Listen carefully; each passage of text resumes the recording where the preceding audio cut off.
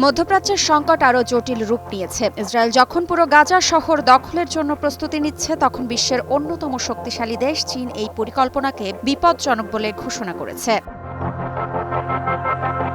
চীনের পররাষ্ট্র মন্ত্রণালয়ের মুখপাত্র জিয়াকুন ৮ আগস্ট এক বিবৃতিতে বলেন, গাজা ফিলিস্তিনি জনগণের অবিচ্ছেদ্য অংশ এবং ইসরায়েলের এই আগ্রাসন বিপজ্জনক। চীন জোর দিয়ে বলেছে, অবিলম্বে যুদ্ধবিরতি ঘোষণা করা উচিত, যা মানবিক সংকট মোকাবিলা এবং বন্দীদের মুক্তির জন্য অপরিহার্য।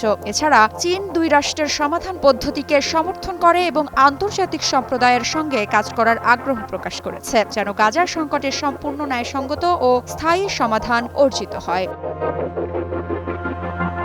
ইসরায়েলি প্রধানমন্ত্রী বেনিয়ামিন নেতানিয়াহুর কার্যালয়ের মতে, ইসরায়েলি বাহিনী পুরো গাজা শহর দখলের প্রস্তুতি নিচ্ছে। সাম্প্রতিক স্যাটেলাইট চিত্রাবলী ইঙ্গিত দিচ্ছে যে ইসরায়েলি সেনারা সীমান্তে জোরালো প্রস্তুতি নিচ্ছে। ইসরায়েলি নিরাপত্তা মন্ত্রিসভা ৫টি মূল নীতিমালা গ্রহণ করেছে। হামাসকে ভেঙে ফেলা, সকল বন্দীর মুক্তি, গাজা উপত্যকাকে সামরিকীকরণ থেকে মুক্ত করা, ইসরায়েলের নিরাপত্তা নিয়ন্ত্রণ প্রতিষ্ঠা এবং এমন একটি সিভিল সরকার গঠন যা হামাস বা ফিলিস্তিনি কর্তৃপক্ষের অধীনে থাকবে না। এই যুদ্ধে গাজায় ৬১,২০০ এর বেশি নিহতের মধ্যে সাধারণ জনগণের সংখ্যা বেশি। এরই মধ্যে আন্তর্জাতিক অপরাধ আদালত ইসরায়েলের প্রধানমন্ত্রী বেনিয়ামিন নেতানিয়াহু ও তার প্রাক্তন প্রতিরক্ষা মন্ত্রীর বিরুদ্ধে যুদ্ধাপরাধের অভিযোগ এনেছে।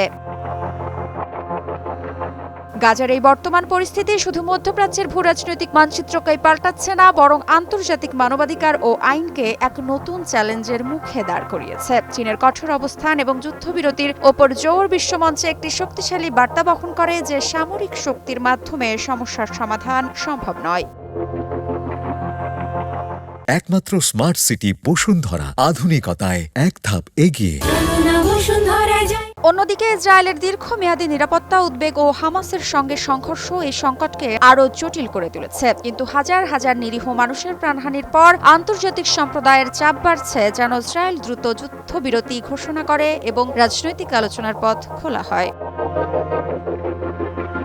বিশ্বের প্রধান শক্তিগুলো চীন, যুক্তরাষ্ট্র, রাশিয়া ও ইউরোপীয় ইউনিয়ন কিভাবে এই সংকট মোকাবিলা করবে তা আগামী দিনের মধ্যপ্রাচ্যের শান্তি ও স্থিতিশীলতার জন্য গুরুত্বপূর্ণ প্রভাব ফেলবে।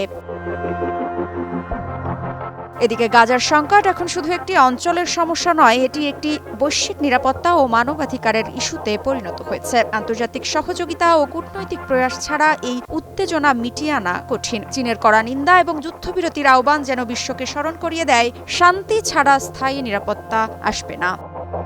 মৃত্তিকা সিনহা বিশ্বাস, নিউজ 24।